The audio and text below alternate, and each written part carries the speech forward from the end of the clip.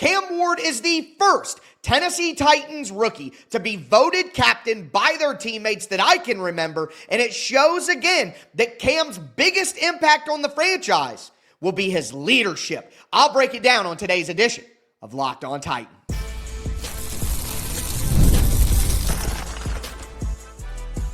You are Locked On Titans, your daily Tennessee Titans podcast, part of the Locked On Podcast Network, your team every day.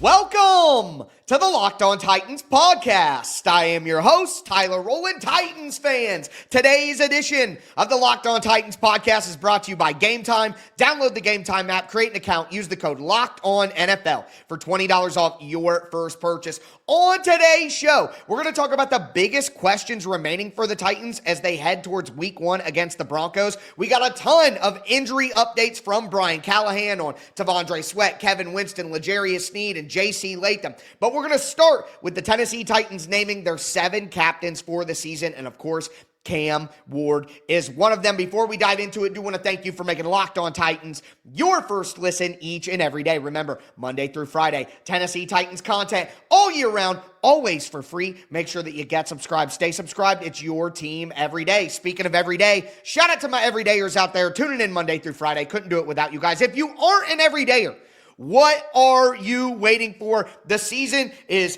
just a little over a week away. I am going to be keeping you guys up to date with injury updates, with the biggest talking points from every single game, the film conversations that make you the most intelligent fan you could be. Not going to get better Tennessee Titans content than you're getting here with me on Locked On Titans and the Tic Tac Titans film channel as well. So make sure you get subscribed, stay subscribed.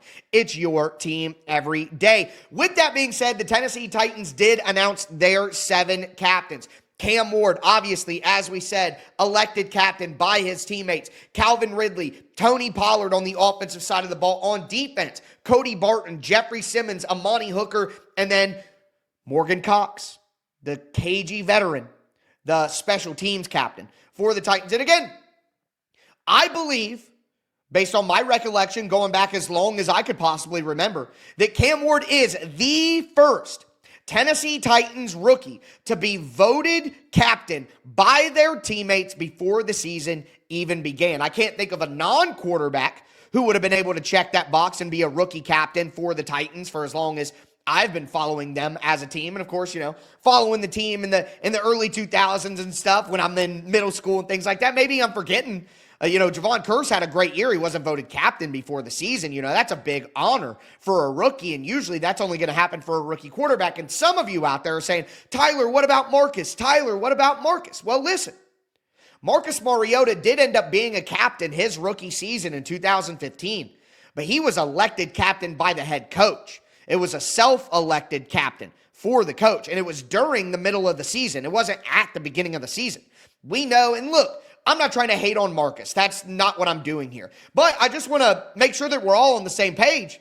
What Cam Ward has done here to be elected captain of the team as a rookie before he ever played a game, that has never been done in the Tennessee Titans era by a rookie quarterback. That's never been done, period. So what Marcus did was different than what Cam Ward's done here. And Cam Ward has earned that from his teammates, which, listen, I'm not trying to, again, hate on Marcus and take away from Marcus. His place in Titans history is important. He did what he did to raise this team up to the next level where we got the Ryan Tannehill and had the second best Tennessee Titans run in franchise history, right? Outside of the Super Bowl run, it's the Derrick Henry, Tannehill, A.J. Brown run. That's the second best. I would take that over the, CJ 2K years, whatever. Anyways, moving right along. But again, to me, it's different than having the head coach say, you're our rookie quarterback, you're playing well during the season, you're a captain. To, before you ever even play a real game, saying, we all of us, think he's our leader. To me, that means something. That means something to me, that Cam Ward's able to get that vote of confidence. And the big thing is, like I said at the beginning, Cam Ward's leadership is going to be the most important thing for this franchise if Cam Ward works out. If Cam Ward hits and Cam Ward's the player that we all hope that he can be. His leadership, his demeanor, his attitude, how he carries himself, that's what's going to change the Tennessee Titans. When Cam Ward was drafted, we talked about how not only could this make the team win football games, which some of you guys only care about 3 hours on Sunday. You want to win the football games and you're happy. The fan experience is more than that to me. I want the Titans to be hot. I want the Titans to be fun. I want other people to like Titans players. I want the Titans to get attention. I want to see Cam Ward highlights all the time. I want to hear people talk about Cam Ward all the time. Maybe you don't care about that stuff, but I think that's part of the experience of being a sports fan, not just watching the games themselves. So, again, the leadership of Cam Ward throughout this process is what earned that captaincy from his teammates, is his leadership, the picture in Atlanta. Like Mike Borgonzi said in his press conference on Wednesday or Thursday, showing up at 4:30, 5 a.m., Tyler Lockett, Tony Pollard saying he's the first guy in the building every day. He has really earned it from his teammates.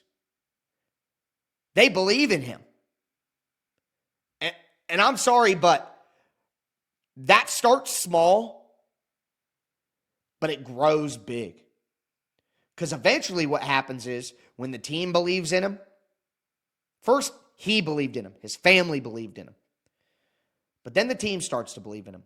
And once the team starts to believe in him and the Titans start winning games, well, then all of a sudden others outside of the Titans sphere start to believe in him. And then the magic starts to happen.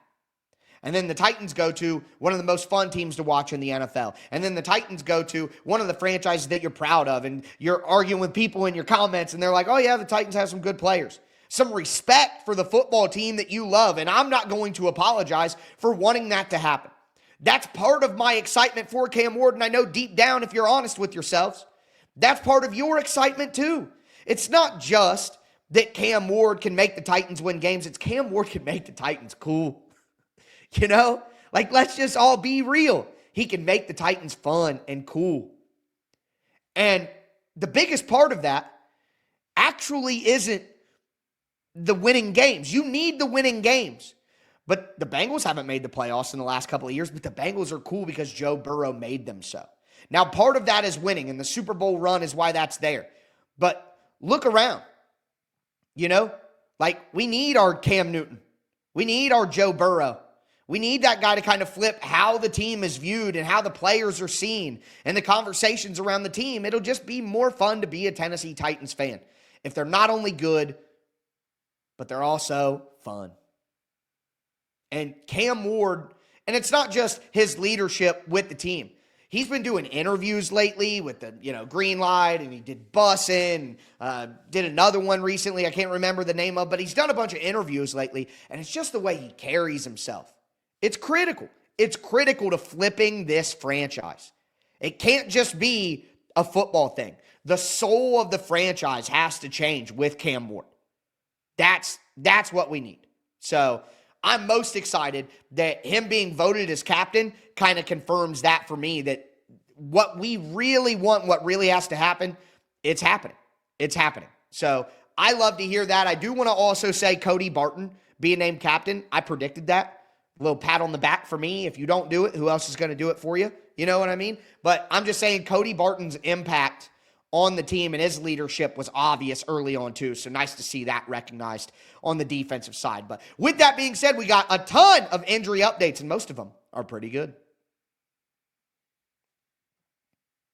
Today's episode is brought to you by Upside. Hey, Titans fans, are you still paying full price for gas? Stop leaving money behind. Get real cash back every time you fill up with the free Upside app. Simply download the free Upside app in the App Store or on Google Play right now and start earning cash at the pump today. Use my limited time promo code, Touchdown, to get an extra 25 cents back per gallon on your first fill up. You could make up to $300 a year just from buying the gas you already needed. At first, I thought it was too good to be true, but it's totally legit. Real people are getting paid just to make their daily commutes, and you can too. Plus, you can cash out anytime to your bank account, PayPal, or an e-gift card for Amazon and other brands. Don't let this offer drive on by. Download the free Upside app now using my limited time promo code TOUCHDOWN for a limited time 25 cents per gallon bonus. That's promo code TOUCHDOWN.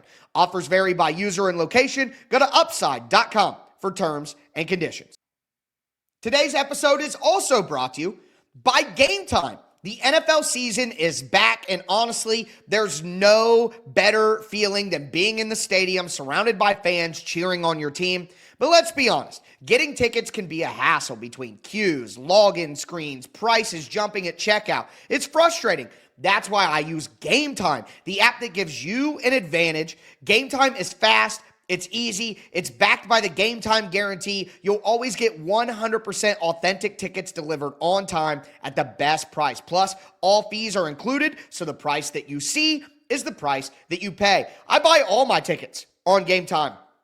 MLB, NBA, WNBA, NFL. I just bought big-time college football tickets on Game Time. I've done comedy. I've done concerts on Game Time because they have the best features in the industry. Download the Game Time app, create an account, use the code LOCKEDONNFL for $20 off your first purchase. Terms apply. Again, that's promo code LOCKEDONNFL for $20 off. Swipe, tap, ticket, go! Download Game Time today.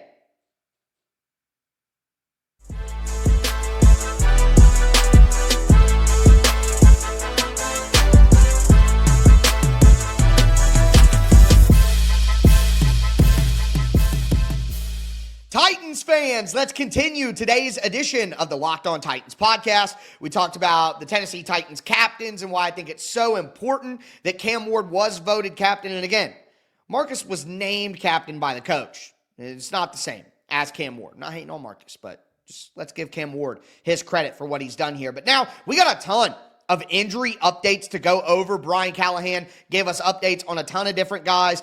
Some updates are better than others, but all of them generally are pretty good, with one exception that I'm a little worried about. And we'll get to that first. But first, I do want to thank you again for making Locked On Titans your first listen. If you wouldn't mind, Locked On wants to hear from you. Go to lockedonpodcast.com/survey to get started. Everyone who completes a survey will be entered for a chance to win one of 10 $100 Amazon gift cards. Again, that's lockedonpodcast.com/survey. You can find the link in the show notes as well. Thanks for helping us out. But with that being said, Brian Callahan said that J.C. Latham, who missed practice on Wednesday, and he's been missing practice for a little while since after Atlanta or Minnesota, but Latham should be back for week one. They're going to see how the next week or so goes. Now, he made it feel optimistic.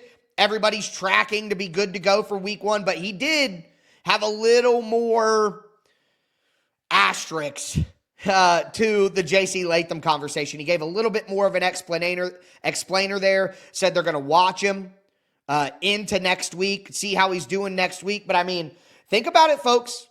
Denver is about, 9 days away, depending on your math and when you're listening to this.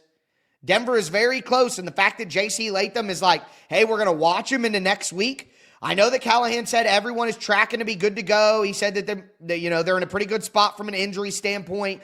All of that, that's great, but it does make me a touch worried because one of the big things that we're counting on this year is the Tennessee Titans offensive line to be one of the best units on the team. The Tennessee Titans offensive line has to be good because the Titans wide receiver group isn't awesome right now, and the only way for Cam Ward to have success is to have enough time to find holes in the defense and run around and do the things that he does best. He's not going to be able to overcome a mediocre wide receiver group and then a bad offensive line. Like, that's just not going to be attainable. We saw Will Levis try to do that last year, and, there are some quarterbacks who could survive, but that was a tough task anyways.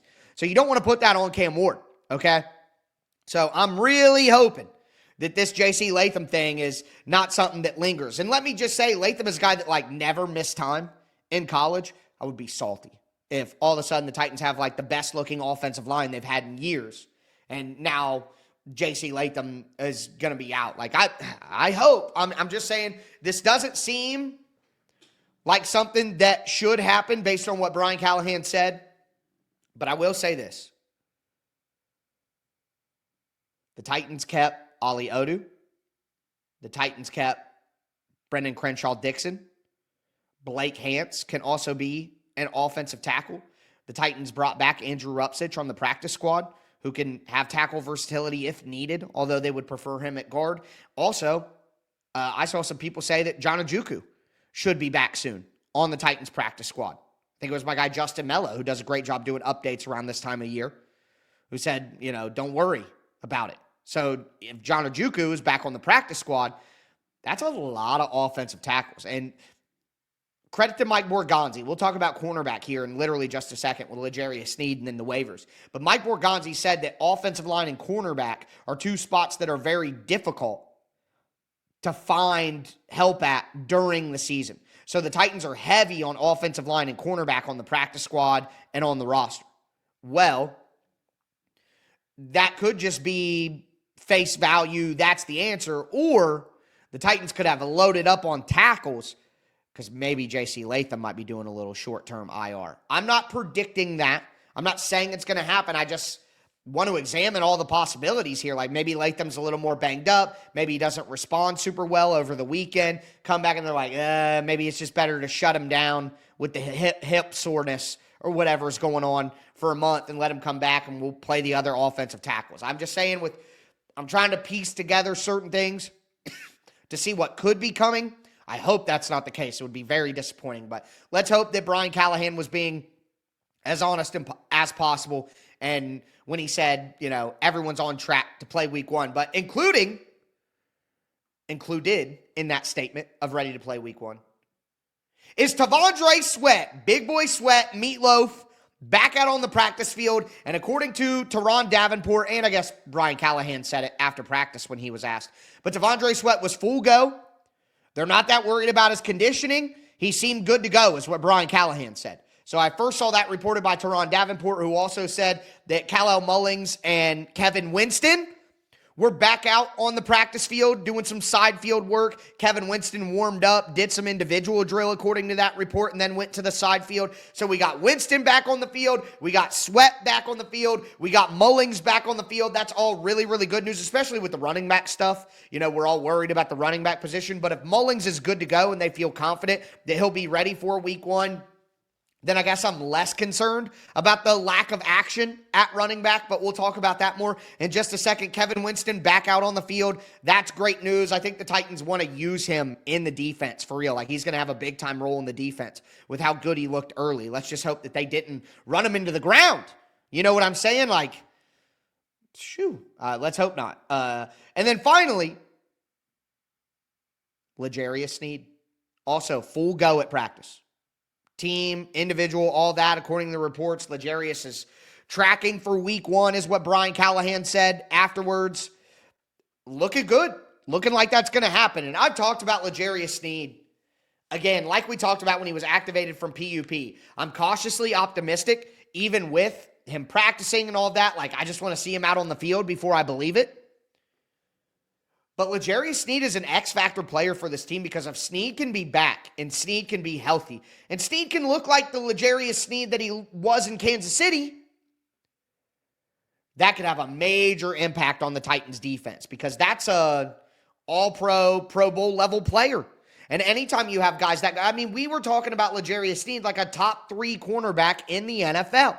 And even if he's not that, if he's top 5, if he's top 7, and Jarvis Brownlee Jr. gets to go against number 2 wide receivers, and Darrell Baker and Marcus Harris and the 2 waiver guys don't have to be out there, and Roger McCreary stays in the slot, and then you can use a bunch of safeties because the Titans have 4 safeties I would feel comfortable with playing on defense. Now you can be so versatile and so matchup-based and so scheme-varied in the back end with the talent that you have that it has the ability to compensate more for the Titans' lack of pass rush. And if the secondary can be really, really, really good, which it can only be with a really, really, really good L'Jarius Sneed, then that might allow the Titans to have a good defense this year, even with the pass rush issues that I don't see an answer to, quite honestly. But with that in mind, what are the biggest questions for the Titans? Right now, the roster is basically set. We're just going to get small transactions. I don't see the Titans, doing anything crazy from here until week 1. So what are the biggest questions that we need to answer before week 1 against the Broncos? I'll be honest with you, I think we got some answers on Thursday. Today's episode is brought to you by Prize Picks, the daily fantasy platform that lets you turn your fantasy predictions and fantasy football predictions into real rewards. Preseason is already heating up, and college football isn't far behind. Whether you've got your eye on a big-name quarterback or some breakout running backs, Prize Picks makes it easy to get in on the game. They have some awesome max discounts that they're offering, like Dak Prescott, max discount. All you have to do is say more or less than a half a passing yard. Half a passing yard for Dak Prescott in the opening game of the NFL season. I think I'm going to take more on the half a passing yard in that one. But Prize Picks is simple to play. Again, you just pick more or less on 2 to 6 player stat projections. If you get your pick right, you can cash in and win up to 2,000 times your money. Download the Prize Picks app today. Use the code LOCKEDONNFL to get $50 in lineups after you play your first $5 lineup. That's code LOCKEDONNFL to get $50 in lineups after you play your first $5. Prize Picks, run your game.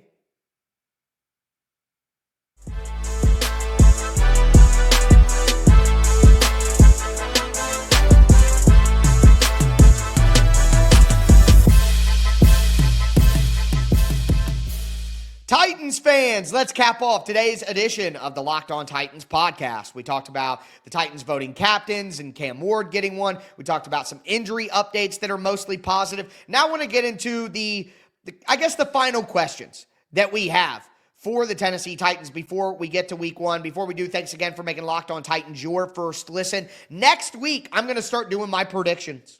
I'm going to tell you my Titans record prediction to start the week. I'm going to do my Titans superlatives, who's going to be the Titans MVP, who's going to be their breakout candidate, who's going to disappoint. I'm also going to look at some statistical projections. We're going to get into injury updates before week 1. I'm going to have crossover Thursday for you guys with the guys over at Locked On Broncos, and then we'll have our first game preview of the year. Going to have a game day snack segment again this year. Can't wait to dive into everything with you guys. And then also the Locked On Titans Fantasy League coming up this week. Be on the lookout on the first show of next week. Sorry, so much promo, so much coming into this year. Just want to make sure that you guys know about everything. But the biggest questions for the Titans: running back. Are they going to do anything there? And it doesn't look like it. Brian Callahan said, again, that Kyle Mullings was working on side field. They feel confident in Julius Chestnut. They said they know that Tony Pollard can handle the load like he did last year. And Tyjae Spears will be back eventually. I don't know that I agree with all that. I don't think that Julius Chestnut's very good. I would want somebody better than him. Kyle Mullings is still a rookie running back. I don't know how much you can trust that. And the idea that Tony Pollard can handle the workload, Tony Pollard started breaking down at the end of the year last year because he had to handle the workload. And how can you trust that Tyjae Spears is going to stay healthy throughout the year? I think they're setting themselves up. Now, maybe in their minds, they're saying what we've talked about earlier this summer. Hey, we're going to run Tony Pollard into the ground this year, and then we're going to let him go after the year and find new running backs. Like, if that's the plan, okay, I understand that. But if they want to keep Tony Pollard for the 3rd year of his 3-year contract, then I would try to spell him a little bit, because I don't think that Tony Pollard is a true bell cow back like the Titans are trying to use him. So I didn't really like those answers from Brian Callahan.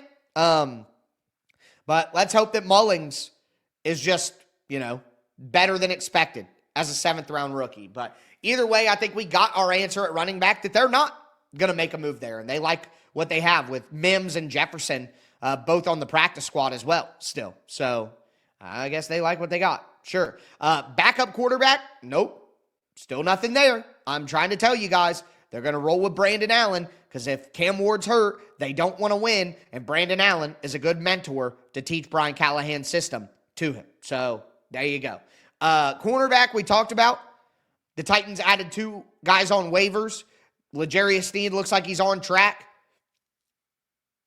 Corner's going to be hard to find answers at, and the Titans feel like they got 2 guys who can play. They really talked up Jalen Armour Davis. Like, Mike Borgonzi really talked him up. He mentioned how 4 other teams tried to claim him and how he's a really talented guy that they've had their eye on for a while if he got cut. So they got a guy that they really like and they think can develop. So it'll be interesting to see how Jalen Omar Davis plays if he gets on the field this year. Edge rusher. The Titans said that they like what they have at edge. The group's been good. I refuse to believe that. I think the Titans should be considering adding a veteran like Zadarius Smith, Preston Smith, Jadeveon Clowney. But here's the thing. You know, those guys are going to want decent money as veterans, and the Titans may say, it's not like this guy's going to make a big difference for us. We'd rather give those snaps to somebody else who's going to cost significantly less. I think if they want to have any kind of serious pass rush, that it could be slightly improved by one of those veterans, but fair enough that it's not going to move the needle in a big-time way. So if they just feel like the money isn't worth how much better they can be, then it's not worth it. But remember, Preston Smith was linked to the Titans a couple of weeks ago in an article by Jeremy Fowler and Teron Davenport. So maybe the Titans still go there. The final thing is, who's going to be the returner now that James Prochet was cut? I thought that the Titans would be elevating James Prochet off the practice squad to fill that role early on. Maybe because there's a rule in the NFL with veterans that if they're on the team from week 1, their salary's guaranteed. But if they join the team after a couple of weeks, then it's not a guaranteed salary, which is just things the Titans have been doing for forever to manage the roster. So maybe Prochet gets added back to the active roster after a couple of weeks to play that little salary cap loophole game. But Mike Borgonzi and Brian Callahan both said it was Chimere Dike that he's won the role, that he's going to be the returner. And just a couple of weeks ago, Bones Fossil said he wasn't ready. It was just like last week. So I guess I'm a little shocked that that's the decision they're making. But Dike was drafted because he had return ability and he had speed. And he returned in college. That is a part of it. And I would imagine that the Titans are saying it's not worth having James Prochet on the roster because we don't want to use him as a wide receiver. Let's give Dike a shot first. And if Dike doesn't work out, then yeah, we bring Prochet up to the active roster and do the same salary cap loophole. I guess I was thinking that they were going to bring Prochet up immediately. They still may do that. We don't know the real truth right now. But at least from what they said, looks like starting returner is Chimere Dike. So I found that very interesting. But that's going to do it for me today, folks. Again, I'm going to be back with you guys next week to start doing all of my predictions for the season. And it'll be game week. We made it, folks. We made it. But as always, I am your host, Tyler Rowland. And this was Locked On Titans.